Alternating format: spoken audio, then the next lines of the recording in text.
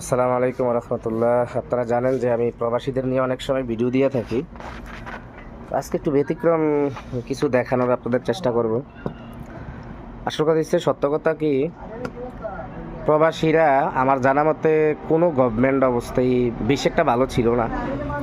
আজ থেকে 20 বছর আগে, যদিও আমি এখানে সত্য বলার চেষ্টা করব, বিএনপি গভর্নমেন্ট থাকতে কিছুটা ভালো ছিল।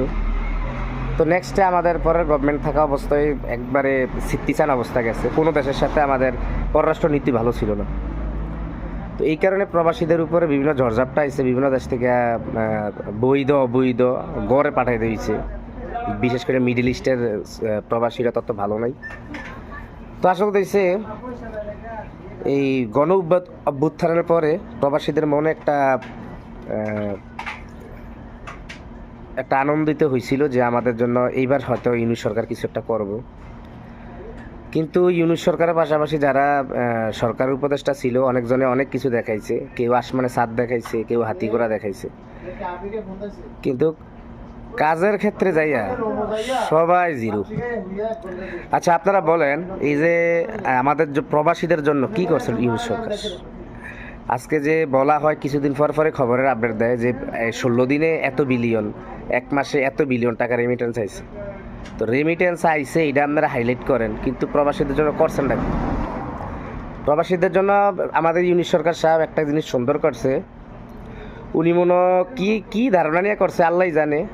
উনি অনেক ব্রেনি মানুষ, অনেক শিক্ষিত মানুষ, কিন্তু কার বুদ্ধি নেই এটা করছে আল্লাহ জানে। এই যে লাউঞ্জ, প্রবাসীদের জন্য যে এয়ারপোর্টে হযরত শাহজালাল আন্তর্জাতিক বিমানবন্দরে যে একটা লাউঞ্জ খুলছে, খানার যে একটা হোটেল খুলছে, এটা কি আদৌ দরকার ছিল?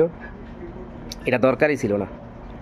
কারণ কোনো প্রবাসী যখন বিদেশ থেকে সে দেশে যায়, যদি সে এখান থেকে নাও খেয়ে যায়, ওই জায়গায় ওই এয়ারপোর্টে নামার পরে তার ভিতরে যে একটা সে একটা মানে ফ্যামিলির সাথে দেখা করার জন্য যে তার উজ্জীবিত থাকে, বা তার যে একটা অনুভূতি থাকে, ওই সময় তার খানা আমরা যদি তারে প্রবাসী লাউঞ্জ কি আরে যদি আমরা আরও বিরিয়ানি এনে তারা দেন খাইতো না। সোজা সাতটা কথা যেটা, কারণ সে তখন তার ফ্যামিলির সাথে দেখা করার জন্য সবচেয়ে বেশি তার মনের থাকে। তো এই লাউঞ্জ কী কারণে খুলছে আল্লাহ জানে। এটা কি সান্ত্বনা দিছেনি প্রবাসীরা? আল্লাহ ভালো জানে। কারণ এই লাউঞ্জ আমাদের দরকার ছিল না। প্রবাসীরা যখন বিদেশে আইয়ে ওরা বাড়ির থেকেই টুকটাক, কারণ যাইবগার কারো স্বামী, কারো ভাই, কারো সন্তান, সবাই কিছু না কিছু আপ্যায়ন কইরাই ওরা বিদেশে পাঠায়। তো এই লাউঞ্জে আমি কমু যে উপদেষ্টা মণ্ডলী সবাই আমরা লাউঞ্জ খান। প্রবাসীদের জন্য কিছু করতে পারতেন নাই।